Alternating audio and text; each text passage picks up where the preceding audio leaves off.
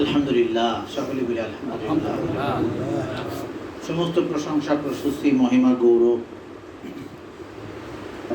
সেই মহান রব্বুল আলামিনের জন্য,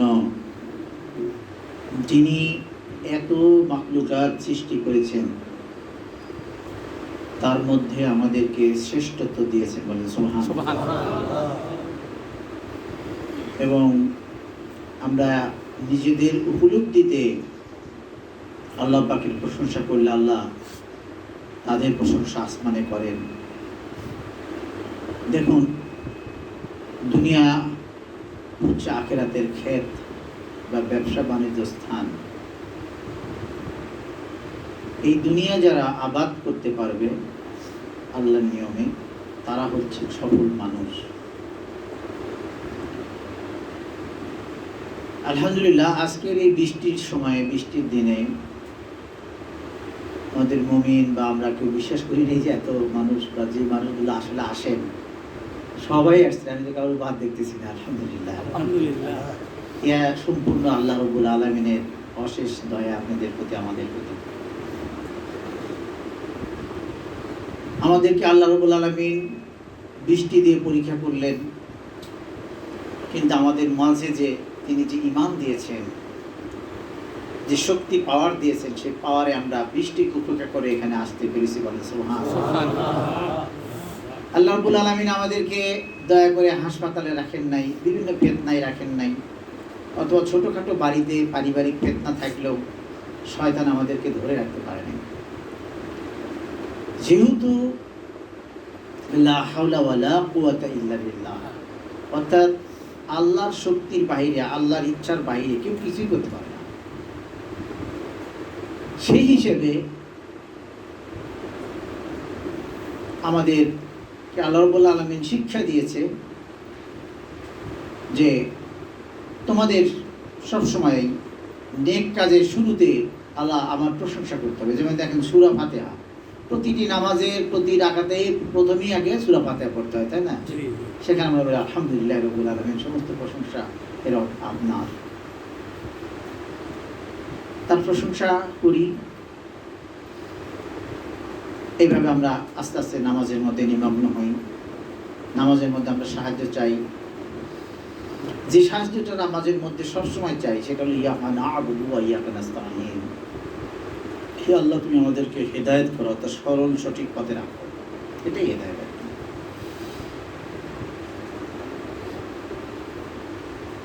এবং আল্লাহর পথে সিরাতুল মুস্তাকিমের পথ যেটা, সেটা হলো নবীগণের পথই হলো সিরাতুল মুস্তাকিমের পথ। সিরা শব্দের অর্থ হলো হাঁটা, চলা। সিরাতুল মুস্তাকিম, যে পথে মানুষ চলবে। তো এই পথ আর সিরাতুল মুস্তাকিমের পথ, রাস্তা পথ আর এই পথ পার্থক্য আছে। রাস্তার পথ একজন দেখা দিলেই সেই দিক দিয়ে হেঁটে গাড়ি নিয়ে যাওয়া যায়। এখন তো মোবাইলের মধ্যেও অ্যাপসের মাধ্যমে পথ চেনা যায়। কিন্তু সিরাতুল মুস্তাকিমের পথটা একটা আলাদা টাইপের পথ। এই পথ এবং পথ প্রদর্শক একাকার, বলেন সুবহানাল্লাহ। এই পথে যেতে গেলে যিনি পথে চলেন, যিনারা চলেছেন, তাদের পথেই যেতে হবে। যুক্তি দিয়ে, অন্য কিছু দিয়ে আবিষ্কার করে এই পথে থাকা যাবে না। সেই আল্লাহর প্রশংসা করি, যিনি আমাদেরকে আজকের এই দিনে বৃষ্টির মাঝে শত পরীক্ষার ভিতরেও তিনিই পরীক্ষা করেছেন, তিনি পাশ করার তৌফিক দিয়েছেন আমাদেরকে। পবিত্র জুমার দিনের হিসাব তো আমরা প্রায় আলোচনা করি যে সবচেয়ে দিনের রাজা, সেরা দিন হচ্ছে জুমার দিন। এবং এই দিনে এমন একটি সময় আছে, মুহূর্ত আছে, আমরা কেউ জানেন না সেটা, যে মুহূর্তে বান্দা শুধু যদি আল্লাহর দরবারে হাজিরা থাকে, আল্লাহ তাকে অশেষ রহমত দান করেন, বলেন সুবহানাল্লাহ। সে এমন কোনো কিছু যদি চায় যেটা তার খুব প্রয়োজন, আল্লাহ দিত না, তবু ওই দিন চাওয়ার জন্য তাকে দিয়ে দেয়, বলেন সুবহানাল্লাহ। দুনিয়া আখিরাতের কল্যাণ লাভ হয় আল্লাহরই ইশারাতে। আল্লাহর দয়া ছাড়া কেউ দুনিয়া আখিরাতের কল্যাণ লাভ করতে পারে না।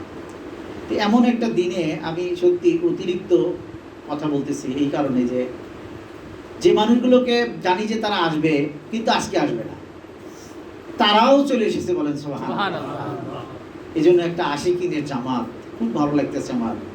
এই জন্য একটা সত্যি আল্লাহ রাব্বুল আলামিন আমার মসজিদের মাধ্যমে আমাকে এমন একটি জামাত দিয়েছেন, পৃথিবীতে সবচেয়ে বড় পাওয়া যেটা, সেটা আমি মনে করি আমি পেয়েছি, আলহামদুলিল্লাহ। আলহামদুলিল্লাহ। হ্যাঁ, কারণ যে এটা আশিকিনদের জামাত, এখানে মহল্লাগত নামাজ কেউ পড়ে না, যে সবাই পড়ে তাই পড়ি, যাই দূর দেশে পড়ে আসি। এখানে নামাজিগণ নামাজের সূরার মধ্যে বা রাকাতের মধ্যে তাড়াতাড়ি এটা ভাবে না যে কখন শেষ হবে, মোনাজাত কখন শেষ হবে, থুয়ে চলে যাব তাড়াতাড়ি, মানে আল্লাহর রহমত থেকে তারা বের হওয়ার জন্য চেষ্টা করে না। এখানকার মুসল্লি তো সেরকমই, তাই না? জি। তারা অপেক্ষায় থাকে, পথ প্রদর্শক যখন ছুটি দিলে তখন যাব, যতক্ষণ পর্যন্ত আল্লাহর রহমতের মধ্যে থাকা যায় ততক্ষণ থাকবো। তাহলে এগুলোই তো আল্লাহর আশিকিন, নাকি বলেন, তাই না? আল্লাহর আশিকিন। এই জন্য আশিকিনদের জামাতে যে আমি জুমার নামাজ আদায় করতে পেরেছি, এবং আমি না বুঝতে গেলে আমরা সকলেই আদায় করতে পেরেছি, কি বলেন, তাই না? জি। এই জন্য আমরা আল্লাহর দরবারে শুকরিয়া আদায় করি, আবারও বলি আলহামদুলিল্লাহ। আলহামদুলিল্লাহ। এবং সকল প্রকার উৎকৃষ্ট দরুদ ও সালাম বর্ষিত হোক যার উছিলাই আমরা এই আল্লাহ পাকের পরিচয় লাভ করেছি, যার মাধ্যমে আমরা আল্লাহকে খুশি করার পদ্ধতি তরিকা জেনেছি, এবং যার কারণে আমাদের এই পদ্ধতিতে চলার ভুলের কারণেও শুধুমাত্র তারই সিলাই, তারই সাফায়েতে আমরা আল্লাহ পাকের সন্তুষ্টি অর্জনের স্থান জান্নাত লাভ করবো, বলেন সুবহানাল্লাহ। সেই হাবিব পাক বলুন সাল্লাল্লাহু আলাইহি সাল্লামের প্রতি অনন্তকাল ধরে সকল প্রকার উৎকৃষ্ট দরুদ ও সালাম বর্ষিত হোক, আমরা সবাই বলি আমিন, আল্লাহুম্মা আমিন। আমরা একটু মুক্তবা শরীফ থেকে কথা বলি।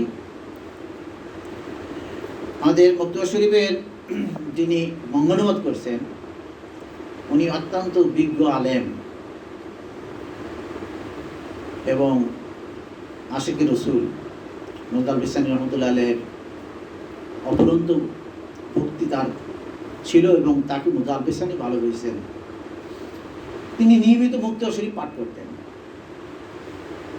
একদিন কোনো কারণে মুক্তবা শরীফটা তার পাঠ করা হয় নাই, জরুরতের কোনো কারণে।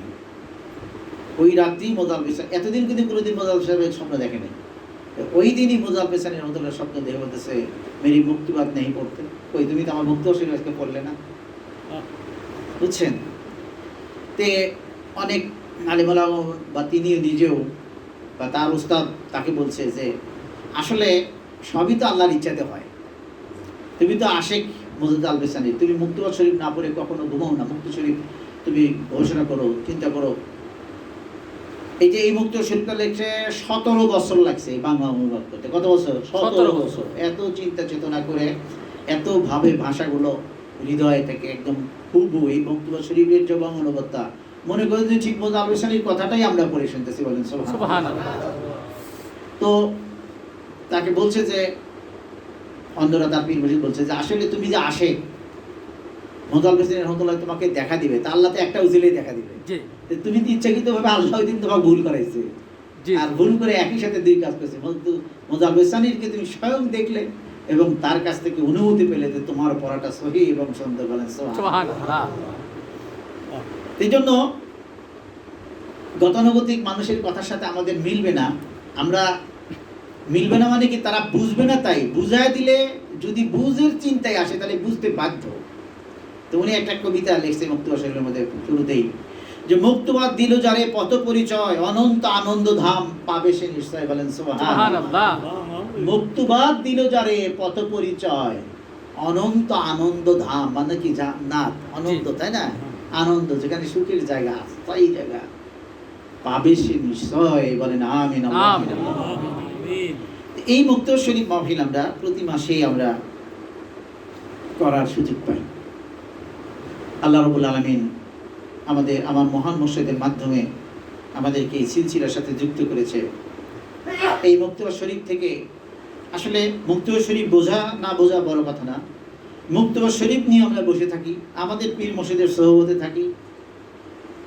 যতটুকু সময় পীর মুর্শিদের সোহবতে কাটালাম ততটুকু সময় আমাদের বিশ্বাস রাখতে হবে যে আমরা একেবারে আল্লাহর খাস মেহেরবানি রহমতের মধ্যে কাটালাম, অনন্ত নিয়ামত আমরা লাভ করলাম, আমাদের গুনাহ খাতা মাফ হলো, আমাদের আমলনামায় নেকি লেখা হলো, এই বিশ্বাসটা থাকতে হবে। কথা বুঝছেন? কেননা কুনু মা'আস সাদিকিন, এরা কোরআনের আয়াত, সাদিকিনদের সঙ্গ লাভ করতে বলছে। তাহলে মাসে একদিনে এই উসিলাতে এসে সাদিকিনদের সঙ্গ লাভ করি, তাই না? এইখানে মূল সাদিকিন মুহাম্মদুর রাসূলুল্লাহ সাল্লাল্লাহু আলাইহি ওয়াসাল্লাম, সিলসিলার সকলেই, এবং যার কথা আমরা শুনি সে হলো হযরত মুজাদ্দিদ আল-বিসানি রাহমাতুল্লাহ আলাইহি। কি বলেন? এবং এনার অনেক মুক্তির মধ্যে আছে যে আমার এই আমিনের সাথে যারা কিয়ামত পর্যন্ত আমিন বলবে তারা যেন আমার সাথে বলতেছে, বলেন সুবহানাল্লাহ। এটাই যদি কথা হয় তাহলে মুক্ত শরীফ যে শুনতেছি তাহলে তারই সহবতে আছে। কি বলে? তাই না? আমি তো গুনাহগার মানুষ, বরঞ্চ আমিও তারই সহবতে আছি, আপনাদেরকে নিয়ে আছি। বরঞ্চ আজকে আনন্দ লাগতেছে যে আমি কাদেরকে নিয়ে আছি, আল্লাহর আশিকিন বান্দাদের নিয়ে আছি, বলেন সুবহানাল্লাহ। হ্যাঁ, আমরা পরে যাই হোক আমাদের অন্তরে একটা আল্লাহর প্রেম আছে, না থাকলে আমরা এইভাবে আজকে অন্তত আসতাম না, আমার মন বলতেছে। আর এই আশিকিন এটা যদি স্থায়ী হয়ে যায়, অর্থাৎ আজকে আমাদের ঈমান আছে, কালকে ঈমান নাও থাকতে পারে, এই জন্য বলতেছি। এবং ঈমানের বিশ্বাসটা এরকমই করা উচিত সকলেরই, হাদিসে এইভাবেই আছে। তো এই জন্য বলতেছি যে এই যে আজকে যে ঈমানটা আমরা নিয়ে আছি, আল্লাহর দয়াতে যদি এই ঈমান নিয়ে আমরা কবরে যেতে পারি তাহলে আমাদের সে সফল মানুষ আর কেউ নাই, বলেন সুবহানাল্লাহ। বিশ্বাস আমার কথা? যদি এই ঈমান নিয়ে আমরা কবরে যেতে পারি, এবং ইনশাআল্লাহ আল্লাহ তো আমাদের এইভাবেই নিয়ে যাবেন। কি বলেন? তাই না? তো শায়েখ চিতুরির নিকট আজকের মক্তবে লিখছেন, এই চিঠিতে লিখছেন শায়েখ মোহাম্মদ চিতুরি। তার কাছে লিখছেন যে আপনার প্রেরিত পত্র পায়া যাহা অনুকম্পা পূর্বক লিখিয়াছেন তাহা দৃষ্টি সন্তুষ্ট হইলাম।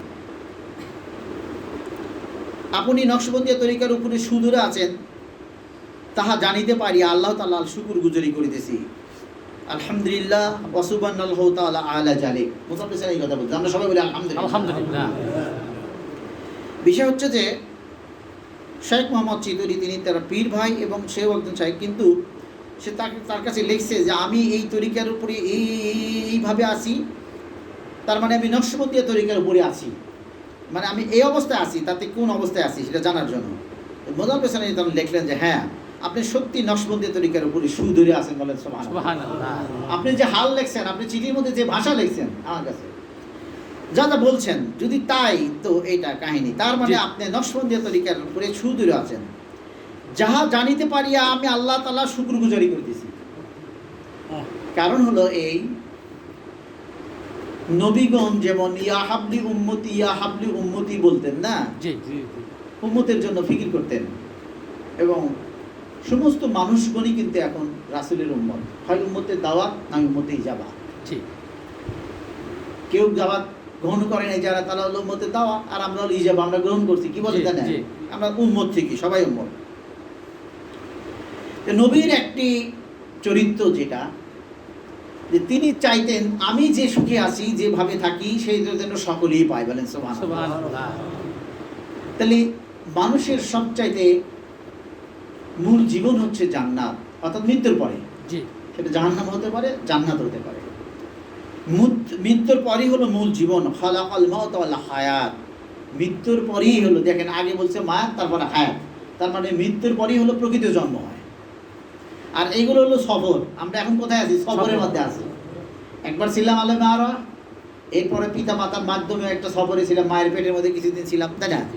এরপরে আবার জমিনে আসছি, এখানেও কিন্তু কখন চলে যাবো তা জানি না, তবে যাবো যে এটা সত্য, নাকি বলে? আমরা সফরের মধ্যে আছি। মূল জীবন হলো মৃত্যুর পরে শুরু হবে।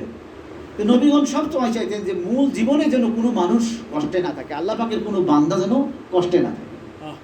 তো এই একই অবস্থায় তো হবে যারা নায়েবে নবীগণ হবে, তাই হবে না? মুতাব্বিস রাহমাতুল্লাহ আলাইহি তো সেই নায়েবে নবীদের মধ্যে শ্রেষ্ঠতম একজন, বলেন সুবহানাল্লাহ। তিনি তো নায়েবে নবীদের মধ্যে শ্রেষ্ঠ জনের একজন। এই যে আমরা চারটা তরিকার ইমাম বলি, এই চারজনেরও কিন্তু প্রধান তিনি, তা জানেন? আমরা হয়তো বলি যে বড় পীর আব্দুল কাদের, হ্যাঁ বড় পীর ওই সময়ের বড় পীর, কিন্তু এই সময়ের না। কথা হচ্ছেন? মুতাব্বিস রাহমাতুল্লাহ আলাইহিকে স্বীকার করে গেছেন আব্দুল কাদের জিলানী রাহমাতুল্লাহ নিজেই। তিনি বরঞ্চ তার খেরকামর তার কাছে দিয়ে দোয়া চেয়েছেন, তার মানে তিনিই স্বীকার করেছেন। এবং তিনি বলছেন যে সমস্ত ওলিদের গর্দানে আমার পা, কিন্তু মুজাদ্দিদ আল-বিসানি ব্যতীত। বলে সুবহানাল্লাহ। সুবহানাল্লাহ। তার মুদাল্লিস হলেন সবার বড়, এবং তিনি তাকে জুব্বা মোবারক তাবারক হিসেবে দিয়ে তার কাছ থেকে দোয়া চেয়েছেন। তাহলে কি বোঝা যায় বড়কে? মুদাল্লিস না? জি। বড় হলো মুদাল্লিস রহমতুল্লাহ আলাইহি। তো মুদাল্লিস রহমতুল্লাহ আলাইহি তো ওই রকম নবীর মতই তো চরিত্র হবে নাকি? এই জন্য যখন দেখছি তার একজন ভাই, তার একজন পরিচিত মানুষ নকশবন্দিয়া তরিকার উপরে আছে এবং পূর্ণভাবে আছে, বলেন সুবহানাল্লাহ। নকশবন্দিয়া তরিকার উপর পূর্ণভাবে থাকা এত সহজ না। নকশবন্দিয়া তরিকা এটা অসাধারণ একটা ব্যাপার। তো এই তরিকা, এই জন্য উনি বলতেছে আলহামদুলিল্লাহ ওয়া সুবহানাহু ওয়া তাআলা আলা জালিক, দোয়া করতেছে, দোয়া দিয়ে দিলেন। এই তরিকার বুজুর্গগণের উসিলায় আপনাকে আল্লাহ তাআলা অশেষ উন্নতি দান করুন। মোদাল্লিস দোয়া করতেছেন যে এই তরিকার বুজুর্গগণের উসিলায়, তার মানে কি আপনি যদি পরকালে বড় কিছু পথ চান, সেটা কি এই কোনো না কোনো বুজুর্গদের উসিলা লাগবে, নবীগণের উসিলা লাগবে, তাই না? মানে এখনকার মানুষ তো অনেক পণ্ডিত হয়েছে, ডাইরেক্ট আল্লাহ ধরবে, আর উসিলা কিসের? ডাইরেক্ট ধরবে। তারা সাধারণ জ্ঞান বোঝে না, যে বড় তার থেকে একটা লাইট নিয়ে ঘরে লাইটই জ্বালানোর ক্ষমতা তার নাই, তার মধ্যে ট্রান্সমিটার লাগাও, এটা লাগাও, সেটাও লাগাও, তাই না? এখানে তারা বোঝে ঠিকই, তারা বড় বাতি লাগায় না, কিন্তু আখিরাতের ক্ষেত্রে শয়তান তাদের নানান যুক্তি দেয়, তাই না? তো বলতেছে যে উসিলাই আল্লাহ তাআলা আপনাদের উন্নতি দান করুন। এই বুজুর্গগণের তরিকা স্পর্শ মণিতুল্য, এই বুজুর্গগণের যে তরিকা এটা স্পর্শ মণিতুল্য, অনেক দামি, এবং ইহা সম্পূর্ণ সুন্নতের অনুসরণের প্রতি নির্ভরশীল। এটা কি বলছে আবার শোনেন, এই বুজুর্গগণের তরিকা স্পর্শ মণিতুল্য, এবং এই এবং থেকে শোনেন, এবং ইয়া সম্পূর্ণ সুন্নতের অনুসরণের প্রতি নির্ভরশীল। জি জি, মানে এটা নির্ভর করে কিসের উপর? সুন্নতের অনুসরণের উপর। এখানে কোনো আমল, এখানে পীর বাবার ফুঁ, পীর বাবার তাওয়াজ্জু, পীর বাবা একেবারে বহুত কিছু বানিয়ে দিয়ে দিল, এটা কি উপর নির্ভর করে? পীর বাবা তোমাকে কি দিল সেটা কথা না, তোমার বডি, তোমার অন্তরের মধ্যে কতটুকু সুন্নত ঢুকছে, এটা হলো বড় কথা। যতটুকু তোমার মধ্যে লা ইলাহা ইল্লাল্লাহ ঢুকবে, ততটুকু মুহাম্মদ রাসূলুল্লাহ তোমার মধ্যে বের হবে। তার মানে তোমার মধ্যে ভিতরে যেটা দেখা যাচ্ছে না, সেখানে ঈমান যত বড় হবে, তোমার বাইরে তত সুন্নত প্রকাশ পাবে, বলেন সুবহানাল্লাহ। এই জন্য আমি ভাষায় দিয়ে সংক্ষিপ্ত বলতেছি, যতটুকু মানুষের অন্তরের মধ্যে লা ইলাহা ইল্লাল্লাহ ঢোকে, বাইরে সুন্নাত ততটুকুই বের হয়। শুধু পোশাকের সুন্নাত থেকে সুন্নাত জি না, এটা তো ভণ্ডরাও করতে পারে, তাই না? জি। এই তো অনেক মাদ্রাসা আছে যেগুলা ইহুদি নাসারারা পড়াইতেছে, তারাও তো মাদ্রাসা তো ওই লেবাস তো এইরকম আমাদেরটার মধ্যে নিয়েই তো পড়াইতেছে, তাই না? অথচ তারা পূর্ণাঙ্গ ইহুদি নাসারা, এই সমস্ত ছাত্র তৈরি করতেছে, এইগুলো পড়ানোর মধ্যে একটু বাঁকাচাকা করে দিতেছে, যাতে তারা ওহির জ্ঞানের সত্যিকারের উপলব্ধি থেকে দূরে থাকে। আর সত্যিকারের উপলব্ধি করলে তাদের যে রুহানি শক্তি হবে, এই শক্তি মোকাবেলার ক্ষমতা কোনো বিধান আচার পৃথিবীর কারো নাই। এই জন্য দেখেন সাহাবা কেরামদের অল্প কয়েকজনের সাথে পারে নাই শত শত হাজার হাজার মানুষ, তাই না? কারণ তাদের মধ্যে যে ঈমান ছিল, যে লা ইলাহা ইল্লাল্লাহ ছিল ভিতরে, তাদের ভিতরে লা ইলাহা ইল্লাল্লাহর শক্তির কারণে মুহাম্মদ রাসূলুল্লাহ তরবারি যার সামনে গেছে কুপকাত। এই জন্য বলতেছে ইয়া সম্পূর্ণ সুন্নতের অনুসরণের প্রতি নির্ভরশীল। আমার উপস্থিত অবস্থা নিম্নে লিখিতেছি, বহুদিন হইতে ইলম মারেফাত হাল মাকাম সমূহ আমার প্রতি বাড়িধারার মতো বর্ষিত হইতেছে। বলতেছে বহুদিন হলো আমার প্রতি যে মারেফাতের সমস্ত হাল, না হাল যে হবে না তা না, হাল তো হবেই। ওষুধ খেলে ওষুধের কি আছে না, অবশ্যই কত ওষুধ খেলে ঝিম ধরে, ঘুম ধরে, কয় যে এই যে কি জানি ওষুধ কয় যে অ্যালার্জির ওষুধ খালি কয় তার মানে ঘুমের ক্রিয়া, কিন্তু ও তো ঘুম পাড়ার জন্য খানাই, ও তো খাইছে অ্যালার্জি সারানোর জন্য, কিন্তু ক্রিয়া স্বরূপ তো ঘুম হতেই পারে। তো এরকম ক্রিয়ার ব্যাপার উনি বলতেছে যে বহুদিন যাবৎ এই ফকিরের প্রতি বাড়িধারার মতো, মানে বৃষ্টির মতো একাধারছে বর্ষিত হইতেছে, আল্লাহর নিকটে কার্য করিতেছে। ইদানিং হযরত নবী করিম যাবৎ শীত হইতেছে, কিন্তু ইদানিং হযরত নবী করিম সাল্লাল্লাহু আলাইহি ওয়াসাল্লামের সুন্নত সময়ের যে কোনো একটি সুন্নত হোক না কেন, তাহা প্রচলিত করা ব্যতীত আমার আর কোনো ইচ্ছাই নাই, বলেন সুবহানাল্লাহ। দীর্ঘদিন আমিও একটা ইচ্ছা করতেছি যে আমাদের ঈদগাহ মাঠে এক রাস্তায় মানুষ আসবে আর এক রাস্তায় যাবে, এটা কিন্তু ঈদগাহ মাঠের একটা বড় সুন্নত। বহুদিন হলো বলি না আপনাদেরকে, পারতেছি না, কিন্তু না পারলাম, আজকে মারা যায় না পারলাম, চেষ্টা তো করছি নাকি, আল্লাহ না দিলে তো পাবো না, কি বলেন, তাই না? এরকম সুন্নত তিনি বলতেছে যে নবী করিম সাল্লাল্লাহু আলাইহি ওয়াসাল্লামের সময়ের সুন্নত সময় যে কোনো সুন্নত হোক না কেন তা প্রচলিত করা ব্যতীত আমার কোনো স্পৃহাই নেই, মানে আমার আকাঙ্ক্ষা অন্যটা ঘটেই না, ভিতরে কোনো কোনো কিছুই ঢোকে না। ওই যদি কোনো সুন্নতের আমল পাই ওটা যাতে নিজের জীবনে প্রতিফলন করতে পারি, যে কটা পারি সে কটা করার চেষ্টা করি, এছাড়া আমার কোনো মাথা কোনো ইচ্ছে নেই। যাহারা লজ্জত আকাঙ্ক্ষী তাহাদের প্রতি হালাল আদি বস্তু নসমন্দিয়া বুজুর্গের নিজবোধ দ্বারা স্বীয় আত্মা আবাদ রাখিয়া, বলতেছে যারা লজ্জত আকাঙ্ক্ষী মানে দুনিয়াতে লজ্জত চাই, কেউ পাইলাম কিছু আমল করলাম কিছু বুঝলাম না ইত্যাদি চায়, তাদের ব্যাপারটা আলাদা।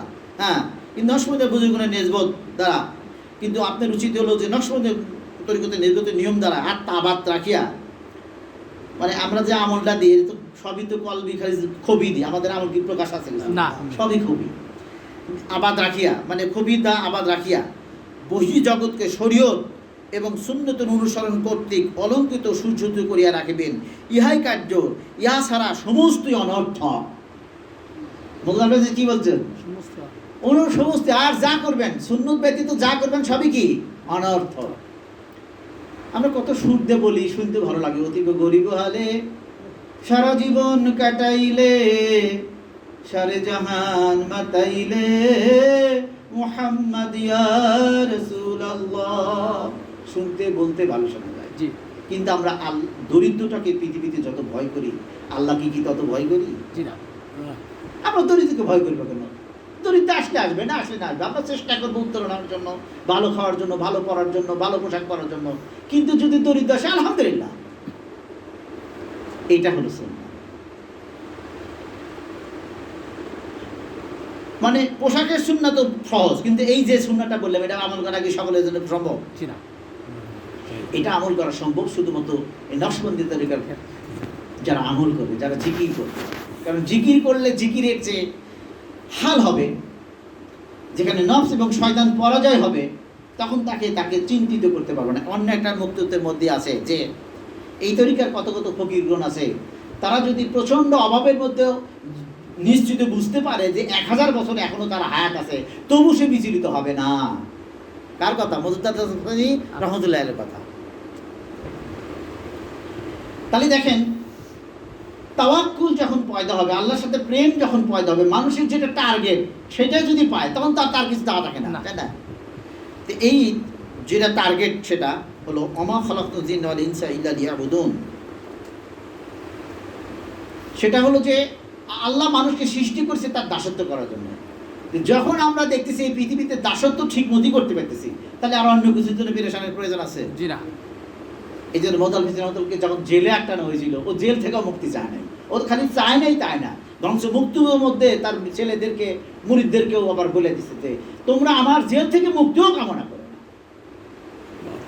আমার আল্লাহর সাথে বন্ধুত্ব, ঈমান, নূর এইগুলোর দোয়া করতে থাকো, কিন্তু তোমরা আমার জেল মুক্তির দোয়া চেও না, দোয়া করিও না।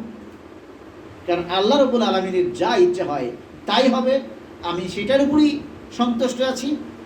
যেহেতু ইয়া সাহাবা কেরামের তরিকা, সাহাবা কেরামের নামের সাথে কি বলা হয়? রাদিয়াল্লাহু তাআলা আনহু, তাই বলা হয় না? তার মানে যে তারা আল্লাহর প্রতি সন্তুষ্ট, আল্লাহ তাদের প্রতি সন্তুষ্ট, মানেটা বুঝেন? কিন্তু তারা আল্লাহর প্রতি সন্তুষ্ট। তা এখন আমি মুজাদ্দিদ আল কাসেমি যদি আল্লাহর প্রতি অসন্তুষ্ট হই, তাহলে এটা কেমন হইলো? সাহাবা কেরামের তরিকা হইলো না। এই উচ্চমানের তরিকা বুঝতে হলে উচ্চমানের বুঝো তো নিজে নিতে হবে, তাই না? কানের মধ্যে ঢুকলেই না এটা একটু একটু প্রকাশ হবে, এটা কি বলেন, তাই না? এই উচ্চমানের আলোচনা শুনতে গেলে এখানেই আসতে হবে মুক্তবা শরীফের কাছে। এই জন্যই উনি বলছেন, মুক্তবাদ দিল যারে পথ পরিচয়, অনন্ত আনন্দ ধাম পাবে সে নিশ্চয়। কথা বুঝছেন? তার মানে মুক্তবাদ থেকে যদি আমরা কোরআন, এখন কেউ বলে তাফসীর মাহফিল কয় না, মুক্তবা শরীফ মাহফিল কয়। আরে বাবা, মুক্তবা শরীফ তো বোঝো, মুক্তবা শরীফ তো পূর্ণাঙ্গ কোরআন হাদিস তাফসীরের মূল নির্যাস, এটাই তো মূল জিনিসটা, তাই না? এটা কোরআন হাদিসই, এইসব বোঝো, পড়ো, কেন, তারপরে না বলো এমনি কিতাবের নাম শুনলে আর একটা কথা বলে দিলে, এটা তো হয় না, নাকি কোন?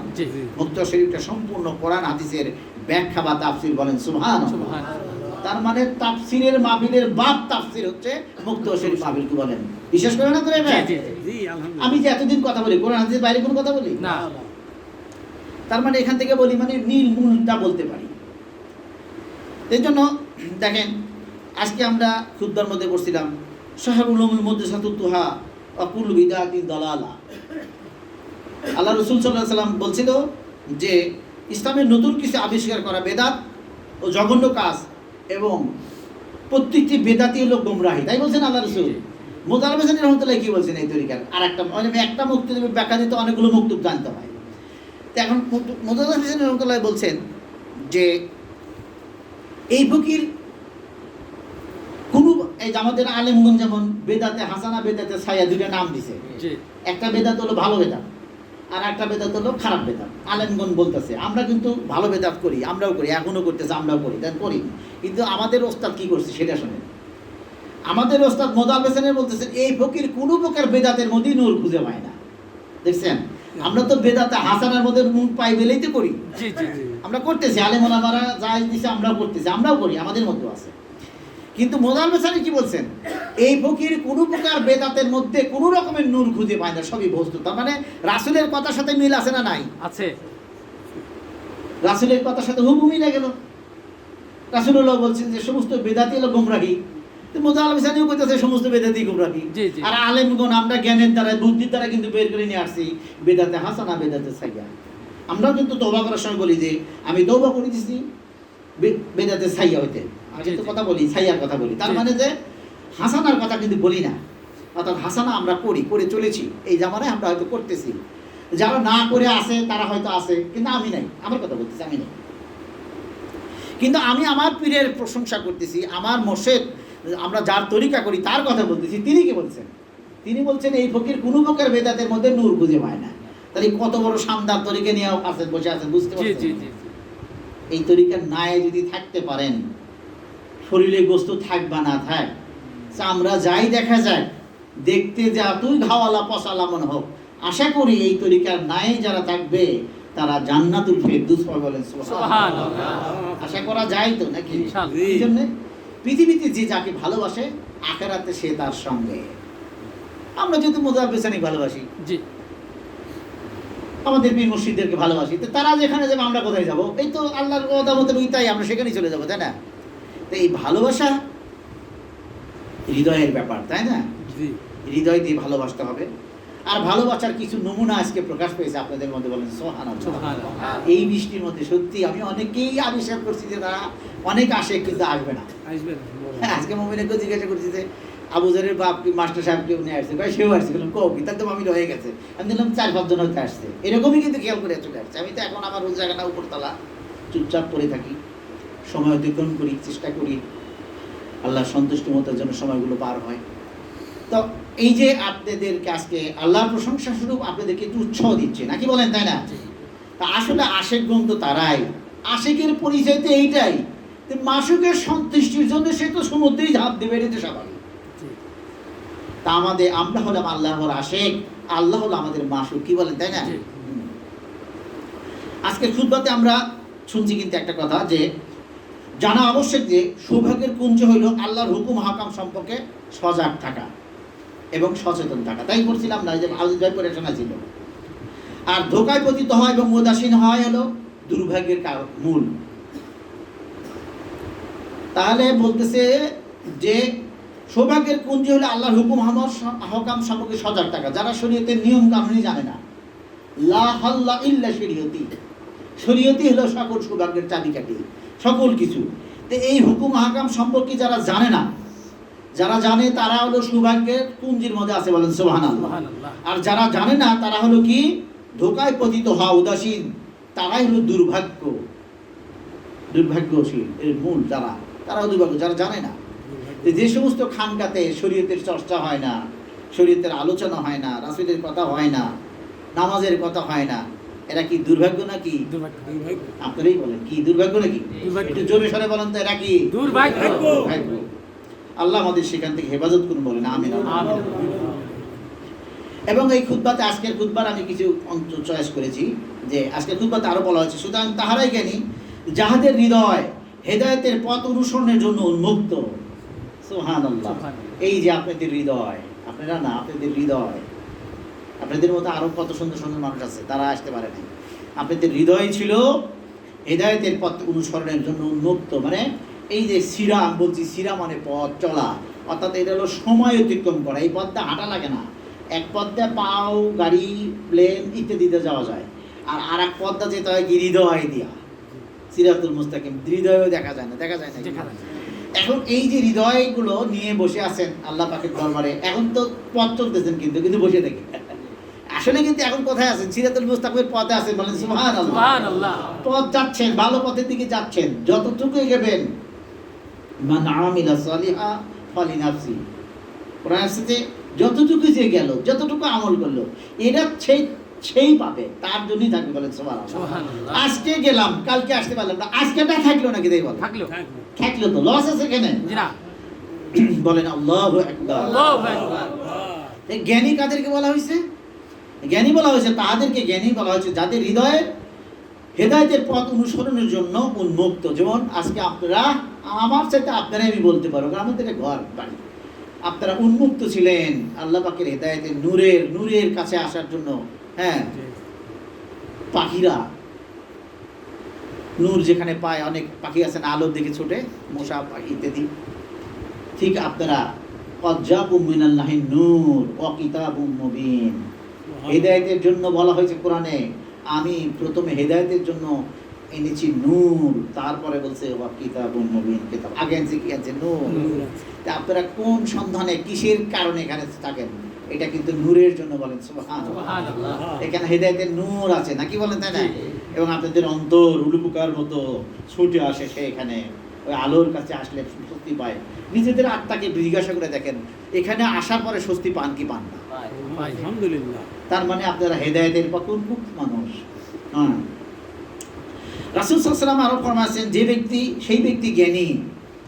আল্লাহ রাসূল বলছেন, সেই ব্যক্তি জ্ঞানী যে তার নিজ নফসকে অনুগত রাখে এবং আখিরাতের জন্য আমল করে। আর নির্বোধ সেই ব্যক্তি যে নিজ নফসের অনুগত হইয়া চলে ও সে আল্লাহর মাগফিরাত কামনা করে, অথচ তওবা আমল ব্যতীতই। এটা আজকের খুতবার মধ্যেকার কথা, আমি খুতবাটা একটু স্মরণটা দিচ্ছি আপনাদেরকে। রাসূলুল্লাহ সাল্লাল্লাহু আলাইহি ওয়াসাল্লাম হাদিসে আসছে, আজকে খুতবাতে হাদিস আসছে, সেই ব্যক্তি জ্ঞানী যে তার নিজ নফসকে, নফস বলে নিজ আপন মন কিন্তু অনেক সময় অনেক কিছু চাবে, কিন্তু আমাদের চাওয়া পাওয়াটা আল্লাহ পাকের হুকুমের মধ্যে হয় কিনা। যদি আমার চাচ্ছে একটা, কিন্তু আমি যে তরিকায় চাচ্ছি ওই তরিকাটা আল্লাহর নিয়ম না, তাহলে আমি ওদিকে গেলাম না, তার মানে আপনি আত্মার পিছনে গেলেন। আর যদি মন চাইতেছে আল্লাহর নিয়ম হোক বা না হোক আমি যাবো, তাহলে কি নফসের সাথে গেলাম। কথা বুঝতে পারছেন? নফস মানে নিজ, নফস মানে অনেকে বুঝি না, মানে না জানি কি জিনিস। নফস মানে নিজ আত্মা, নিজ। আমাদের মন পরিশুদ্ধ না, আমরা পরিশুদ্ধ হতে হয়, কি বলেন তাই না? মানুষ হওয়ার বিষয়, সাধনার বিষয়। পশু পাখি হয় পেট থেকে মরা পর্যন্ত, পশু পাখি থেকেই মরে, ছাগল হয় মরে, কি বলেন তাই না? কিন্তু মানুষ হয়ে জন্মে, কিন্তু সে কিন্তু যদি সঠিক পথে না থাকে, সে কিন্তু পশু হয়ে এবং তার চেয়ে নিকৃষ্ট হয়ে মরে, বলে নাউজুবিল্লাহ। আমরা মানুষ হয়ে মরতে রাজি আছি তো ইনশাআল্লাহ? হ্যাঁ।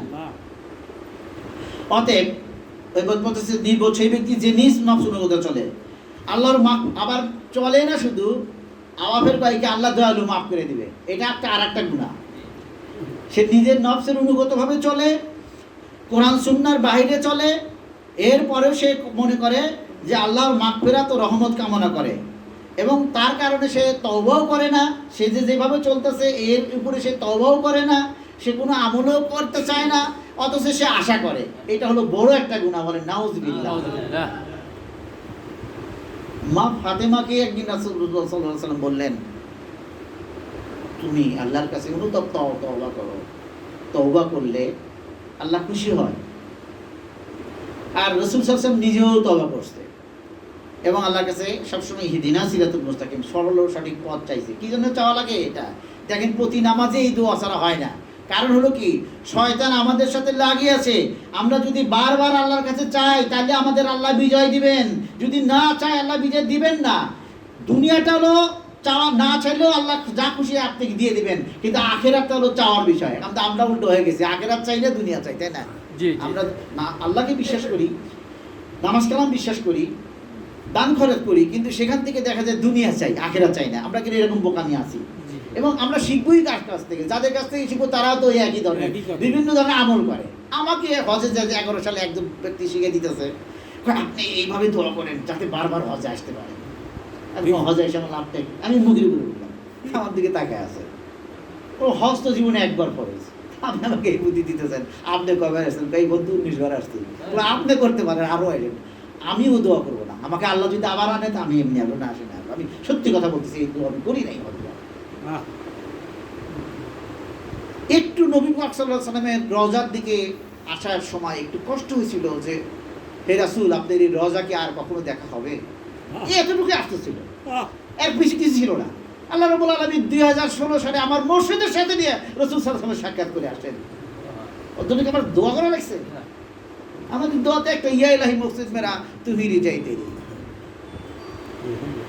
তো এরপরে অতএব সুতরাং সেই ব্যক্তি বুদ্ধিমান যিনি মৃত্যুর পরে যা হবে তার জন্য দুনিয়াতেই কাজ করে। যেমন আপনারা হলো সত্যিকারের জ্ঞানী, বলেন সুবহানাল্লাহ। আপনাদের জ্ঞানীর এটা হলো হাদিসের প্রমাণ। রাসূল সাল্লাল্লাহু আলাইহি ওয়াসাল্লাম সেই বুদ্ধিমান বলছেন, সেই হলো বুদ্ধিমান যিনি মৃত্যুর পরে যা হবে তার জন্য দুনিয়াতেই কাজ করে। এটা হলো কি রাসূলের হাদিস। আর কোরআনে কি বলতেছে? ওয়াসকুরুল্লাহ কিয়ামা ওয়া কুউদান ওয়া আলা জুনুবিহিম। আল্লাহ বলতেছেন তারাই হলো জ্ঞানী, তারাই হলো বুদ্ধিমান যারা দাঁড়িয়ে, বসে, শুয়ে সর্ব অবস্থায় জিকির করেন। আপনারা কোনটা করেন? আমাদের জিকির তো সবটাই হয় না। তাহলে আল্লাহও বলতেছে জ্ঞানী, আল্লাহ রাসূলও বলতেছে জ্ঞানী। এটাই হলো নকশবন্দিয়া তরিকার পথ, বলেন সুবহানাল্লাহ। আজকে আল্লাহর ভয় নেই, আখিরাতের চিন্তা নেই, সুতরাং যা ইচ্ছে করো, যেমন ইচ্ছে চলো, এমন স্বভাব তো কোনো মুসলমান হতে পারে না। এমন স্বভাব সালেকদের তো হওয়া প্রস্তুতই ওঠে না, কি বলেন, তাই না? হ্যাঁ, আল্লাহর ভয় নেই, আখিরাতের চিন্তা নেই, এটা আবার কেমন জীবন হলো? আখিরাতের চিন্তা থাকবে না কেন? আল্লাহর ভয় থাকবে, আখিরাতের চিন্তা থাকবে। তাই বলতেছি যে আল্লাহর ভয় নেই, আখিরাতের চিন্তা নেই, যা ইচ্ছে তাই করো, যেমন ইচ্ছে চলো, এমন স্বভাব কোনো মুসলমানের কি হতে পারে না, হতে পারে না। ফাসআউ ইলা যিকরিল্লাহ, আল্লাহ রাব্বুল আলামিন বলতেছেন আল্লাহর স্মরণের দিকে শীঘ্র ধাবিত হও, বলেন সুবহানাল্লাহ। আল্লাহর জিকিরের দিকে না, ওই ইয়াতে দিও না, ফ্যানটা কেটে যাবে। আল্লাহ বলতেছে ফাসআউ ইলা যিকরিল্লাহ, এটা অবশ্যই জুমার নামাজের দিন উপলক্ষ করেই বলছিল। এই আয়াত তার শানে নজরে আসে যে তোমরা দ্রুত গতিতে আল্লাহর জিকিরের দিকে ধাবিত হও। আজকে আপনারা কিন্তু তাই করছেন, বলছে দেখছেন কখন বৃষ্টি ছাড়বে, কিভাবে যাব, সকাল থেকে যেন যে চিন্তা ছিল নাকি বলেন? হ্যাঁ, আজকে এই আয়াতটা আমি কোট করেছি এই কারণে, বৃষ্টির কারণে। আসার সময় আমার মনে হলো যে আয়াতটা কোট করি, ফাসআউ ইলা যিকরিল্লাহ। হ্যাঁ, আল্লাহ বলছেন তোমরা আল্লাহর স্মরণের দিকে শীঘ্র ধাবিত হও। স্মরণ মানে তো জিকির নাকি? মানে কেতাবের মধ্যে লেখা থাকে স্মরণে। এইখানেই তো সমস্যা হচ্ছে বাংলা না বোঝার কারণে। আমরা বলি যে জিকরান কাসিরা, বেশি বেশি জিকির করো।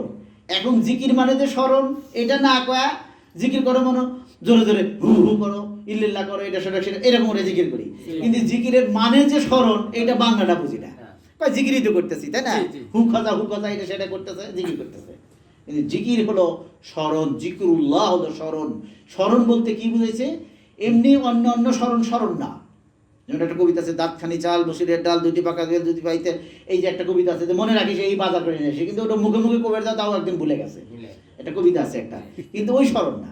এটা হলো অন্তরে জিকিরুল্লাহ, হচ্ছে যে হৃদয়ে আল্লাহকে স্মরণ করে সেটাকে বলা হয় জিকির। স্মরণ মানে কি কখনো উচ্চারণ হয়? স্মরণ মানে কিন্তু কখনো উচ্চারণ নয়, বুঝেন? এই জন্য আমার সাহেব এটা চ্যালেঞ্জ করে গেছে, জিকির মানেই কলবে জিকির। জিকির মানে কখন উচ্চারণের জিকির না। হ্যাঁ, ওটাও জিকির, কিন্তু শুদ্ধ উচ্চ মানের জিকির ওটা না। যেমন কোরআন তেলাওয়াত জিকির, ওয়াজ শোনা জিকির, ওয়াজ করা জিকির, নামাজও জিকির, সেই জিকিরের অন্তর্ভুক্ত হতে পারে বড়টা। কিন্তু আল্লাহ জিকিরের কথা বলছে, সেই জিকিরটা হলো অন্তরে অন্তরে যে জিকির খুবই, বলেন সুবহানাল্লাহ। ওয়াত্তাকুল্লাহ ওয়া আলামু আন্নাকুমুল্লাহু ওয়া বাশশিরুল মুমিনিন। এবং আল্লাহ রাব্বুল আলামিন আরেকটা আয়াতে বলতেছেন আল্লাহকে ভয় করতে থাকো, আল্লাহকে ভয় করতে থাকো, আর নিশ্চিতভাবে জেনে রাখো যে আল্লাহর সাথে তোমাদেরকে সাক্ষাৎ করতেই হবে। ওয়াবাশশিরুল মুমিনিন, মুমিনদের আমাদের আল্লাহর সাথে সাক্ষাৎ করতে হবে না? জি। তা আল্লাহকে ভয় করতে বলছে, আর যারা ঈমান এনেছে তাদেরকে সুসংবাদ জানিয়ে দাও। এই আয়াতে আল্লাহ রাব্বুল আলামিন এই কথা বলতেছেন। ওয়াত্তাকুল্লাহ ওয়া আলামু আন্নাকুমুল্লাহু ওয়া বাশশিরুল মুমিনিন। আল্লাহ রাব্বুল আলামিন এই কথা বলছেন। আর একটা আয়াতে বলতেছে ও তাখশান্নাসু আল্লাহু হাক্কু আন তাখশা।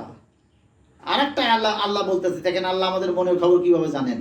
আর একটা আল্লাহ বলতেছেন তোমরা মানুষকে ভয় করো অথচ তোমাদের ভয় করার কথা আল্লাহকে। কি বলেন, তাই না? বেশি ইবাদত করতে গেলে যদি দরিদ্র হয়ে যাই, এদিকে এখানে শুনতে মজা লাগে, অতীব দরিদ্র হলে সারা জীবন কাটালে সারে জীবন মাতাইলে মোহাম্মদ রাসূলুল্লাহ শুনতে বলতে ভালো লাগে, অথচ দরিদ্র ভয়ে ইবাদতে আসি না। কি বলেন, তাই না? কাম কামাই গেল, অভাবে পড়ে যাব, টাকা লস হইল। আর এটা তো আসলে আমরা বোকামি করি। দুনিয়া ও আখেরাত আল্লাহর হাতে। দুনিয়াটা না চাইলেও আল্লাহ দিয়ে দিবেন আপনি, কিন্তু আখেরাতটা চেষ্টা না করলে আল্লাহ দিবেন না। এটা আল্লাহর অভিমান, যেহেতু ওটার দাম বেশি, ওটা চেয়ে নিতে হবে। দুনিয়া তো দামই নেই। আল্লাহ রাব্বুল আলামিন বলছেন দুনিয়ার যদি একটা মাছির পাখা পরিমাণ দাম থাকতো তাহলে আমি কাপের মসজিদ দিয়ে এক ঢোক পানিও দিলাম না। আর দেখেন পাপের মসজিদটা পায়খানা করে ওদের কমরগুলোও সোনার, এরকম বহু ইতিহাস পাওয়া যাচ্ছে। অনেক দামি দামি এগুলো আজকাল ইউটিউবে যদি ঘাঁটেন তাহলে দেখবেন যে দুনিয়ায় কত রকমের বাদশাহী আর বিলাসিতা মানুষ করে। এক গ্লাস পানির দামও ১-১.৫ টাকা। ওগুলো ওগুলো অ্যালকালাইন পানি আর কি, খুব দামি পানি। পানি কিন্তু পানি। হ্যাঁ, আমি গুলশানে একদিন ওই যেদিন ইয়েতে গেছিলাম একটা জিনিস কিনতে যে পানিতে দেখলাম পানি খাবো, পানি দাম জিজ্ঞাসা করছি, তো ওটার দাম অবশ্য কম। তো বললো যে কটা লিটার পানি, বলতেছে ২৫০ টাকা। তা আমি বললাম যে দেখি পানি, পানিতে হেসে ওইটা বলতে হুজুর পানি, এটা পানি খাওয়ার পানি।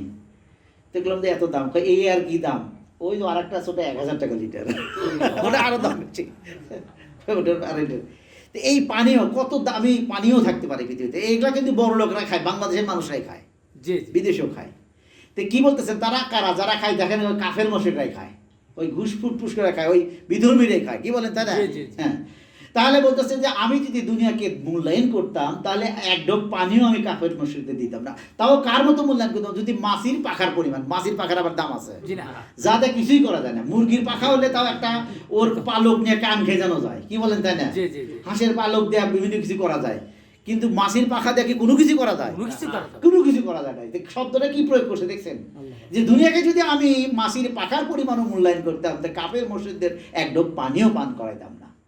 তার মানে কি দুনিয়ার দামই নাই। কি বলেন, তাই না? আসলে দাম নাই। কত যুক্তিবাদ আজকাল আসছে। যাও, আল্লাহ বলতেছেন যে তোমাদের ভয় করার কথা আল্লাহকে, অথচ তোমরা ভয় করো মানুষকে, তাই না? আসলে ঘটনা সত্য না? সত্য। আমরা কিন্তু এই কাজ করব, ভালো কাজ, কিন্তু এটা করতে গেলে যদি আমার দুনিয়ার ক্ষতি হয়, না আমি পারতেছি না। হৃদয় চিৎকার করতেছে, যদি পারতাম ভালো হতো, তবু পারতেছি না। হৃদয়ের চিৎকার আছে, আবার ওই চিৎকার নিয়ে আবার এক সময় শয়তান গর্ব দেয়, তুই কিন্তু একেবারে খারাপ না, তুই কিন্তু ভালোটা চাস। আরে বাবা, চাই বড় কিছু হয়ে গেছে, মনটা একটু চাইছে, এইখানেই শয়তান ধোকা দিচ্ছে, তুই কিন্তু একেবারে খারাপ না, তোর মন কিন্তু চায়। আছে না এরকম ধোকা? আমরা তো কলবেই কাজ করি, কলবের বিশেষজ্ঞ তো পীর মাশায়েখ বলা হয়। আত্মাতে কি কি বলে? আত্মা তো আমাদের সাথে কথা বলে, আপনাদের আত্মা আমার সাথে কথা বলে। সেই জন্য আমাদের এই চিন্তাগুলো থেকে দূরে যেতে হবে। সেই ব্যক্তি বুদ্ধিমান যিনি মৃত্যুর পরে যা হবে তার জন্য কাজ করে। আমাদের সেই বুদ্ধিমান হতে হবে। রাজি আছি তো ইনশাআল্লাহ? এবং আরেকটা আয়াত আসছে, আমনিল ইনসান আনিমা তামান্না ফানিল্লাহিল আখিরাতু ওয়াল উলা। এটাও আজকে খুতবার মধ্যে আয়াত আসছিল, আমি আজকে খুতবা শেষেতে পড়ছি যে মানুষ যা আকাঙ্ক্ষা করে তাহা কি পায়? আসলে আমরা আকাঙ্ক্ষা করলে কি পাই? আজকের খুতবার মধ্যে এই কথাটা আসছে, আজকে খুতবার শেষ আয়াতটা ছিল এটা, যে মানুষ যা আকাঙ্ক্ষা করে তাহা কি পায়? দুনিয়া এবং আখিরাতের ব্যাপার একমাত্র আল্লাহরই হাতে। বলেন সুবহানাল্লাহ। তাহলে যেহেতু আল্লাহর হাতে, তাহলে সেই আল্লাহকে রাজি খুশি করায় যদি আমরা আল্লাহর কাছ থেকে নেওয়ার চেষ্টা করি, তাহলে সেটা কি ভালো হবে না আমাদের জন্য? আমাদের সময় ফুরে গেল, আমরা নামাজ নিয়ে একটু কথা বলি। যেহেতু সুন্নার মধ্যে বড় সুন্নাহ হলো আল্লাহ রসুল কখনো নামাজ কখনো ছেড়ে দেয় নাই, তাই না? এবং যারাই হেদায়েত হোক, হেদায়েতের অন্তত বাইরের রূপ নামাজ নিয়ে সকলেই কথা বলি, বলি না? সবাই বলে নামাজ পড়ো, নামাজ পড়ি, নামাজ পড়ি, নামাজ পড়ে, এবং নামাজ নিয়ে গর্ব করি।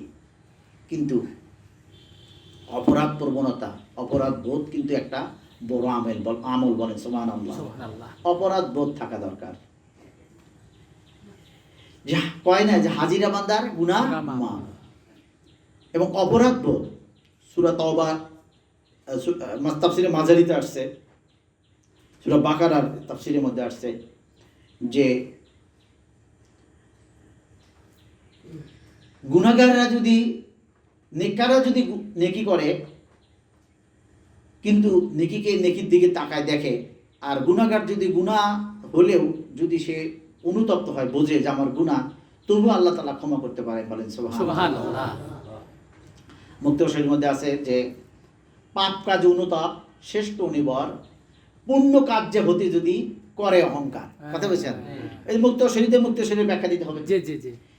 তো এখন আমরা ভুল করি কিন্তু অনুতপ্ত হই, তবু কিন্তু একটা ভালো। জি। আর পুণ্য কাজ করি আর অহংকার করি, আমি কি কম নাকি? তাহলে কিন্তু জঘন্য খারাপ। তাহলে আমরা নামাজ পড়ি, এই নামাজ নিয়ে এখন একটু কথা বলবো, এবং প্রতি মাহফিলে আমরা নামাজ নিয়ে একটা দুটো করে ঘটনা আপনাদেরকে শোনাবো ইনশাআল্লাহ।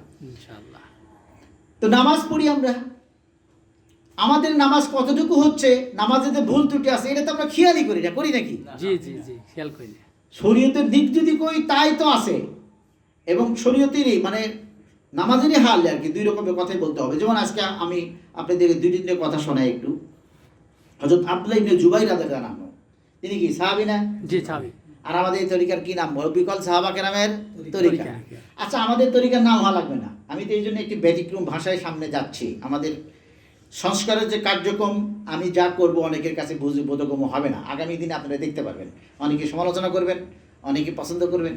আমি তার কারো পছন্দ অপছন্দ দিয়ে কাজ করি না, আমি তো আল্লাহর দিকে কাজ করি, তাই না?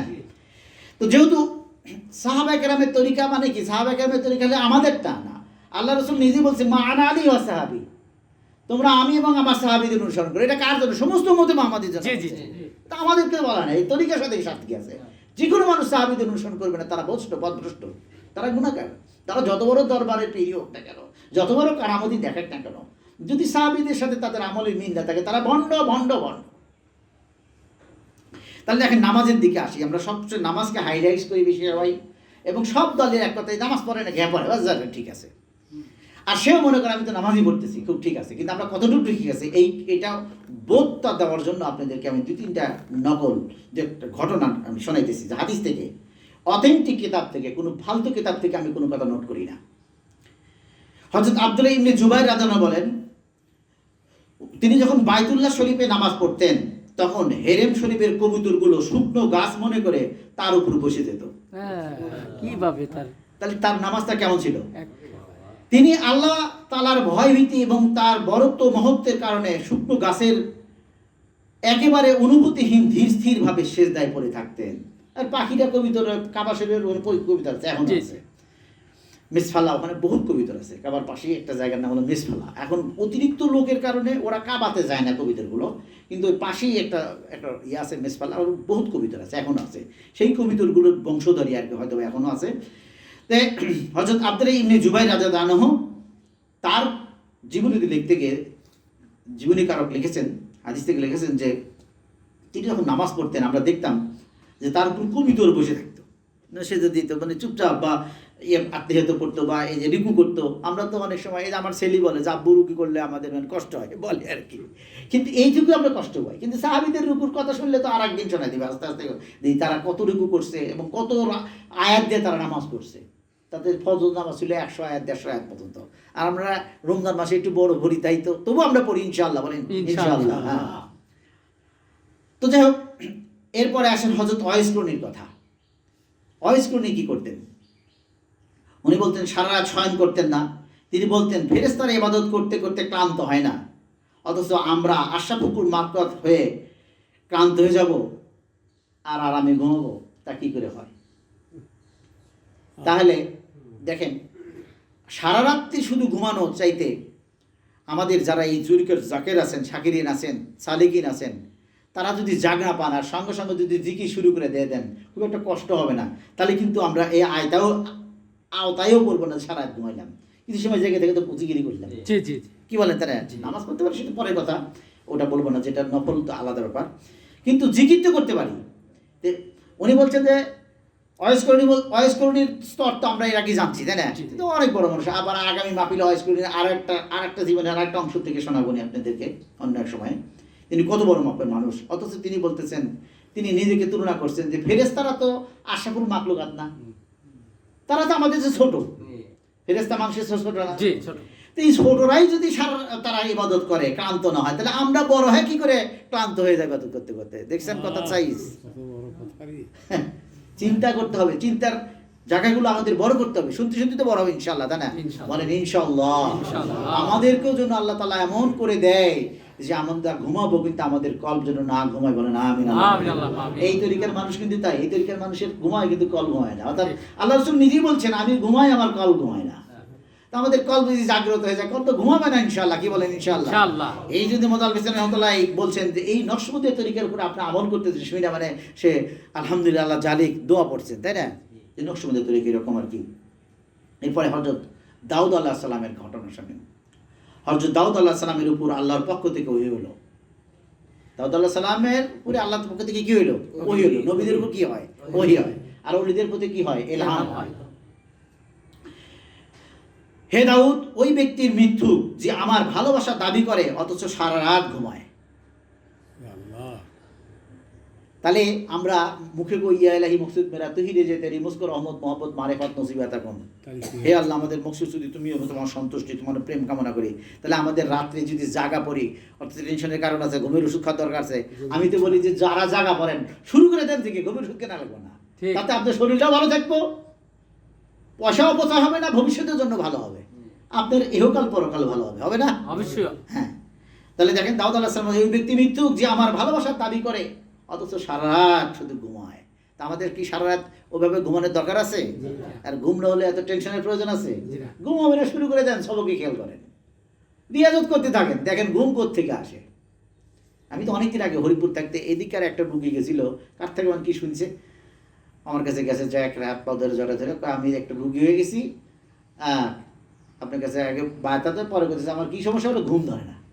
এই রোগ ভালো হবে যদি আমার কথা মানতে পারে। আলহামদুলিল্লাহ সে মানছিল এবং সে নিজে আমার কাছে বলছে যে হুজুর এই পরিমাণ ভাই বুঝতেই পারি না। মানে ও যখন জিকির করে শয়তান তখন আর পা উঠে, তুমি জিকির করলে তো তোমার লাভ হবে, তোমাকে আমি লাভ করবে দিব না, ওরা পা উঠিবে ঘুমানে দিয়ে। মানে সেই ব্যক্তি কি করলো, আমাদের ওই $1 একজন মানুষের মাধ্যমে নিয়ে আসছিল, তো তাক দিয়ে আমাদের বেশ কিছু মানুষকে দাওয়াত করে মাহফিল করাইলো। এই শেষ তার তরিকা, ঘুম শেষ হয়ে গেছে, ভালো হয়ে গেছে, আর কি তরিকা তাই সেগুন দিন আর শেষ। আসলে কারণ আছে, কারণ হলো যে তোমার তো ঘুম পড়ে যে সাথে নেই, কারণে তুমি জানি নকশবন্দের তরিকা নিজবতের সাথে লেগে না থাকো, কারণ তুমি লেগে থাকলে আবার পিরিয়ড করতে, এটা তো আমি করতে দিব না, তার সাথে তোমাকে পাও টিপে ভরে দিয়ে দেবো, কারণ শয়তানের তো সব পাওয়ার আছে, না? অনেক পাওয়ার আছে। এবার আরেকজন সাহাবীর হযরত মুসলিম ইবনে ইয়াসার রাহমাতুল্লাহ আলাইহি, একজন আল্লাহর ওলি, তিনি যখন নামাজের নিয়ত বাঁধতেন তখন মাওলা পাকের ধ্যানে এত বিভোর হয়ে যেতেন যে বাচ্চাদের হইচই শোরগোল মোটেও টের পেতেন না। এখন এগুলো বলার উদ্দেশ্য হলো এই যে আমরা যে নামাজ নিয়ে গর্ব করি, অন্তত আমরা জানি বুঝি যে আমাদের কি নামাজ না জানি, তাই না? এরকম কি নামাজ আমাদের হয়? তা তো হয় না, তবে আমরা চেষ্টা করতেছি ইনশাআল্লাহ, তাই না? মৃত্যু পর্যন্ত এরকম নামাজ পড়ার চেষ্টা করে যাব এবং হবে ইনশাআল্লাহ, হবে ইনশাআল্লাহ। আমি একসময় মনে করতাম এগুলো বোধহয় এমনি হয়, কিন্তু না, আসলে হয়। তো একজন পাক্কা নামাজি যখন আল্লাহু আকবার বলে তখন মাওলা পাকের ধ্যানে এত বিভোর হয়ে যায় এবং দুনিয়ার সাথে এমন সম্পর্কীন হয়ে পড়ে যেমন একজন মৃত ব্যক্তি এই দুনিয়ার সাথে সম্পর্কীন হয়ে যায়। এই জন্যই বলা হয় মৌতু কল্যান্ত মৌত, না মরার আগে মরো। এই তরিকাটা কিন্তু এটাই শিক্ষা দেয়। এই যে মোরাকাবা করা লাগে, এই জন্য শাইখের সাথে মাঝে মাঝে আসতে হয়, মোরাকাবা করতে হয়। এগুলো ওই নিয়তে ভালোভাবে করতে করতে করতে দেখবেন যে এই মোরাকাবার মাধ্যমে একদিন মরা শিখবেন। কি মরা শিখবেন? ওই নামাজের মধ্যে নামাজ পড়বে যান, নামাজই পড়বেন, ইনশাআল্লাহ কিছু কেউ লাগবে না। বলেন সুবহানাল্লাহ। এই মরা শিখবেন, মৌতু কল্যান্ত মৌত, তোমরা মরার আগে মরো। এটা আল্লাহ রাসূল বলছে, আমাদেরকে বলতে বলছে নাকি? বলছে। হ্যাঁ, আমার বাপে একটা খুব দরদে গজল করতো, মরলি না কেন তোরা, ভাবেরই মরা। তো দেখেন এই মরা তো আমাদের মরার চেষ্টা করতে হবে না? তো এই মরার চেষ্টা করতে হলে তরিকির যে আদব, এই আদব দিয়ে বসে থাকতে হবে, আসতে হবে। ওই আদব ওরই এক ধরনের মরা। এখন তো মরেই আছেন, এখন তো মরাই আপনারা, কি বলেন? এই মরে আছেন। তো এই মরাটা হতে হতে একদিন এই মানে একটা জায়গায় পুড়ে যাচ্ছে, আগুন ধরছে, কয়লে যেমন ধরতে হতে সারা রাতে পুড়ে শেষ হয়ে যায়। তো এই যে মরতে থাকেন না, দেখবেন একদিন মৃত্যুর আগে হলেও পুড়ে শেষ হয়ে যাবেন। মৌতু কল্যান্ত মৌত, মরার আগে মরে যাবেন। ওই মরা লাশ যখন আপনাকে আল্লাহ ফেরেশতারা নিয়ে যাবে তখন আর মরা লাগবে না, তখন জান্নাতুল ফেরদৌস নসিব হবে। বলেন সুবহানাল্লাহ। তো এরপরে বিমর হয়ে যায় যে দুনিয়ার সাথে তার সম্মুখীন হয়ে যায়, হয়ে পড়ে একজন মৃত ব্যক্তির এই দুনিয়ার সাথে সম্মুখীন। যেমন একবার মুসলিম ইবনে ইয়াসার রহমতুল্লাহ আলাইহি, অর্থাৎ ওনার কথা আবার বলতেছি, তিনি নিজের ঘরের এক কামরায় বসে নামাজ পড়তেছিলেন। হযরত মুসলিম ইবনে ইয়াসার রহমতুল্লাহ, আল্লাহর ওলি একজন, এক কামরায় নামাজ পড়তেছিলেন। ঘটনাচক্রে এই কামরায় এক কোণে আগুন লেগে যায়। ঘটনাচক্রে আগুন লাগতে পারে না, একটা ঘরে একটা জায়গায় আগুন লেগে গেছে, আর তিনি নামাজি মশগুল থাকলেন। তখন সালাম ফেরানোর পর পরিবারের লোকজন বলল, সমস্ত মহল্লাবাসী আগুন নিভানোর জন্য জমা হয়ে গেল, কিন্তু আপনি নামাজে মশগুল, নামাজই ভাঙেন নাই। হ্যাঁ, অথচ এমন সময় তো ফরজ নামাজও ভাঙ্গা যায় যাচ্ছে। তার স্ত্রী বা একজন বলতেছে যে আপনি যে নামাজটা ভাঙলেন না, এটা কাজটাকে ঠিক করলেন না, আপনি কিন্তু আমরা টেনশনে থাকলাম না। আপনি ঘরের মধ্যে আছেন, এখন মনে করেন যে আমি আমার যে প্রতিবেশী যদি কয়েকজন আপনাদের মতো মুরিদ থাকে, এখন যদি মনে করেন যে এই আমি যে রুমে থাকি হয়তো একটা সাইডে আগুন লাগছে, আমাকে ডাকতেছে, অথবা আমি চুপচাপ আছি, কেউ যদি শোনেন যে হুজুর যে রুমে আছে সেই রুমে আগুন লাগছে, সবাই ধরে আসবেন না, বাঁচানো অবশ্যই। হ্যাঁ হ্যাঁ, তো মাসে হয়তো আগুন ডলি ব্যাগে ফেলছেন, আমি হয়তো আমার জায়গাতে আগুন লাগে নাই, মানে আপনারা তো আগিয়ে এসে গেছেন, না লাগবে করতে লাগে নাই। তো এই পরিস্থিতির উপরে তাকে বলতেছে যে আপনি যে এইভাবে নামাজে মশগুল হয়ে থাকলেন, অথচ ফরজ নামাজেও, ফরজ আপনি তো সাধারণ নামাজে ছিলেন, সুন্নত বা নফলে ছিলেন, অথচ ফরজ নামাজেও এইরকম পরিস্থিতিতে নামাজ ভঙ্গ করা যায়, কিন্তু আপনি তা করলেন না কেন? বৈধ প্রশ্ন না? প্রশ্নটা তো বৈধ। নামাজ ভাঙেননি, অথচ এমন সময় তো ফরজ নামাজও ভাঙা যায় ছিল। তিনি জবাব দিলেন, আমি জানতে পারলে অবশ্যই নিয়ত ছেড়ে দিতাম। উনি তো জানতেই পারে। হ্যাঁ, খোদার কসম, আগুন লাগার কথা আমি একেবারেই বলতে পারি না। সুবহানাল্লাহ। এই হলো নামাজের হাল। আরো বহুত আলোচনাবো মাঝে মাঝে আপনাদেরকে, নামাজের উপরে অনেক কথা শোনার আমার ইচ্ছা আছে। তাহলে ওই নামাজ আর এই নামাজ নিয়ে আমরা যারা গর্ব ফিল করি, হ্যাঁ, মনে করি যে আমরা তো নামাজি হয়েছি, আবার পিঠ ধরা লাগবে, আবার পীরের কাছে যাওয়া লাগবে, মাহফিলে যাওয়া লাগবে, আমি তো নামাজি পড়ি। আছেন এরকম মানুষ? কোন নামাজ কতটুকু হয় এটা কি তুমি বোঝো? আমাদের এইগুলো তো বুঝতে হবে। হযরত আলকামা ইবনে মারসাদ রহমতুল্লাহ আলাইহি হযরত হাসান বসরি সম্পর্কে বলতেন। হাসান বসরি নাম আপনারা শোনেন নাই? হাসান বসরি নাম তো আমরা সবাই শুনছি। হ্যাঁ, বলছেন যে আমি হাসান বসরির চেয়ে অধিক চিন্তাগ্রস্ত কাউকে দেখি নাই। আমি প্রথমে বলছিলাম যে আল্লাহর ভয় নেই, আখিরাতের চিন্তা নেই, এমন জীবন তো মুসলমান হতে পারে না। তো সেই উদাহরণটার জন্য এই কথা বলতেছি। হাসান বসরির একটা কোট নিলাম, দেখেন। আলকামা ইবনে মারসাদ রহমতুল্লাহ আলাইহি বলছেন যে আমি হাসান বসরির সহবতে থাকছি, তিনি যে চিন্তায় থাকতেন আমি এমন চিন্তাগ্রস্ত কাউকে দেখি নাই। সবসময় তিনি উদ্বিগ্ন উদাস থাকতেন। তিনি বলতেন, আমরা হেসে থাকি, অথচ এ ব্যাপারে আমাদের কোনো চিন্তাই নেই যে যদি কিয়ামতের দিন আল্লাহ তাআলা আমাদের আমলের ব্যাপারে বলে দেন, যাও তোমার কোনো আমল আমার কাছে গৃহীত নয়। হাসান বসরির মতো মানুষ চিন্তা করছে, কোন তো দেখি। হাসান বসরি কি সোজা কথা? যিনি রসুলের আইটা পানিও খাচ্ছিল। হাসান বসরির মা ছিল কোন এক আম্মা হুজুরের দাসী। তো ওই ছোট মানুষ ঘরের মধ্যে ঢুকে পানি, আল্লাহ রসুলের পানির পাত্র থেকে টাস করে খায়, ও তার কিছু বোঝা নাই। তো পানি তো জানি যে ওখানে রাখা আছে, দাসী পানি রেখেছে, আল্লাহ রসুল এসে পানি নিয়ে টাইমলি খাওয়ার জন্য পানি কই বলে পানিতে রেখে আসছি। তখন বলছে না, পানি তো নাই। তখন মানে খুব ভয় পেয়েছি, কতক্ষণ বেদিবি করলো। তাহলে ওই যে কে গেছিল ঘরে ঢুকছে কে, তখন দেখা গেলো যে দাসির কন্যা ঢুকছিল, অর্থাৎ হাসান বসরির মা ঢুকছিল। খুব ভয় পেতেছে। তা আল্লাহ রসুল নিজকে হাসিতে বললেন, ভয় নেই, ও যে আমার রেখে দেওয়া পানি খাইছে, ও আল্লাহ পাকের মারিফাতের অনেক জ্ঞান লাভ করবে, বলেন সুবহানাল্লাহ। এই জন্য হাসান বসরির ব্যাপারে সকল উলামা, কওমি বলেন, আলিয়া বলেন, সব বলেন, যখনই কোনো হাদিস বা কোনো কিছু ফায়সালা বলা যায় হাসান বসরি রাদিয়াল্লাহু আনহু বর্ণিত, সঙ্গে সঙ্গে সে মাথা হেড মেনে নেয়। হাসান বসরি বলছে, আর কোনো কথা শেষ। হাসান বসরি বলছে, সন্দেহ করে না। আর আমি এখন চেষ্টা করতেছি এমন পড়াশোনা করার, এমন রুটগুলো আপনাদের সামনে দেওয়ার, যেগুলো নিয়ে কোনো বিতর্ক থাকবে না।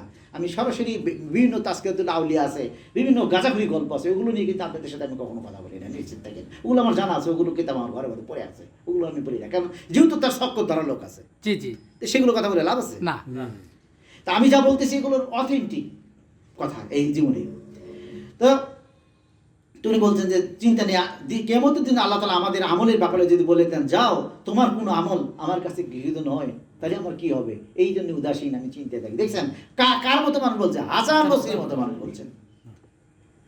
এই চিন্তা হাসান বসরি হতে চিন্তাগ্রস্ত থাকতেন। হাসান বসরি হতে তিনি বলতেন, হে আদম সন্তান, তোমার ধ্বংস হোক, তুমি কি আল্লাহর মোকাবেলা করতে চাও?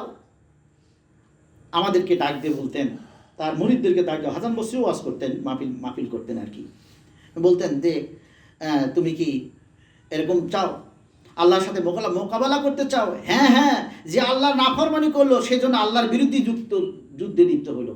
হাসান বসরি বলতেছে যে, আমি আর একটা কথা বলি আর কি, হাসান বসরি যখন ওয়াজ করতেন একসময় খুব লোকই নাই, মানে অল্প দুই একজন বা অন্য একজন ছিল, কিন্তু হযরত আলী ওই সময় রাজত্বের সময় উনি অনেক ওয়াজদের মাহফিলগুলো ভেঙে দিয়েছিলেন। এটা একটা ইতিহাস।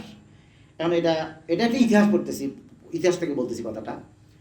মানে ওই সময় অনেকেরই জাল হাদিস বলতো, মিথ্যা বলতো, এই কারণে হযরত আলী ওই খানকাগুলো, ওই দরবারগুলো ভেঙে দিত, ইয়াগুলো দিত। ওইরকম একদিন তালে পড়ে গেছে হাসান বসরি, তালে মানে ইচ্ছা করেও গেছে, যে ওখানে গেছে বছরে, যা দেখে যে হাসান বসরি অল্প কয়েকজন লোক নিয়ে ওয়াজ করতেছেন, এই যে আমি কথা বলতেছেন এবং আড়াল থেকে চুপচাপ শুনছেন। শোনার পরে দেখছেন যে সব কথাগুলো আল্লাহ রসুলের কথা বলেন, সুবহানাল্লাহ। তখন যা শুধু একটা সালাম দিয়ে একটা পরিচয় দিয়েছে বা চিনতে পারছে আমি আলী, মানে সেই সময় আলীর খেলাফত হবে, এই কথা বলে চলে যাচ্ছে, জোরে জড়া ধরে বলতেছে, হে আমিরুল মুমিনিন, হে আলী, আপনি আমাকে একটু কিছু শিক্ষা দেন। বলে আপনি সব ঠিক আছেন, বলে তারপরেও আপনি একটু, আমি আপনার মুখ থেকে কিছু জানতে চাই। তাহলে অজুর একটা দিয়ে দিচ্ছে। এই জন্য হাসান বসরি সরাসরি ডাইরেক্ট পীরের ব্যাপারে অনেক সময় উনি এই পরিচয় দিচ্ছেন যে আমার খেলাফত, আমার পীর মুর্শিদ হযরত আলী রাদিয়াল্লাহু তাআলা বলেন, সুবহানাল্লাহ। এটা একটা ইতিহাস। তাহলে দেখেন, সে হাসান বসরি রহমতুল্লাহ আলাইহি এত বড় মাপের মানুষ, যার ভুল স্বয়ং আলী ধরে নাই। আলী হলো কি এলেমের আল্লাহ রাসূলুল্লাহ এলেমের শহর, আলী হলো তার কি দরজা। তাহলে এত বড় মাপের মানুষ যার ভুল ধরে নাই, তাহলে সেই ব্যক্তি বলতেছে যে, হে আদম সন্তান, তোমাদের ধ্বংস হোক, তুমি কি আল্লাহর মোকাবেলা করতে চাও?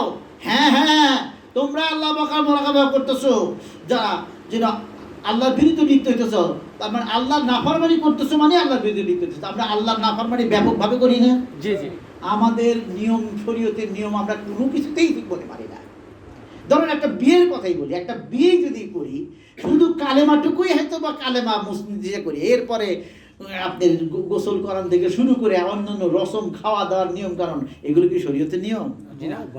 তাহলে সবাই, আমরাও, আমার নিজেরও ভুল হয়ে গেছে, আমি সেটা বলতেছি না, কিন্তু ভুল স্বীকার করতেছি, এটা আপনাদেরকে স্বীকার করতেছি। তাহলে দেখেন যে হাসান বসরি বলতেছেন, হে আদম সন্তান, তোমার ধ্বংস হোক, তুমি কি আল্লাহর মোকাবেলা করতে চাও? হ্যাঁ হ্যাঁ, এটাই আল্লাহর মোকাবেলা, যেটা আল্লাহর নাফরমানি করো, এটাই আল্লাহর মোকাবেলা। মানে আল্লাহর সাথে আরেকটা আল্লাহর ওলি জুনায়েদ বগদাদি বলছেন যে, আল্লাহর সাথে মানুষ কত নাদান, যে অপারক হয়ে বীরের সাথে যুদ্ধ করে, হ্যাঁ, অসীম হয় সসীম হয় অসীমের সাথে যুদ্ধ করে। তার এক মুরিদ বললেন, সেটা আবার কি?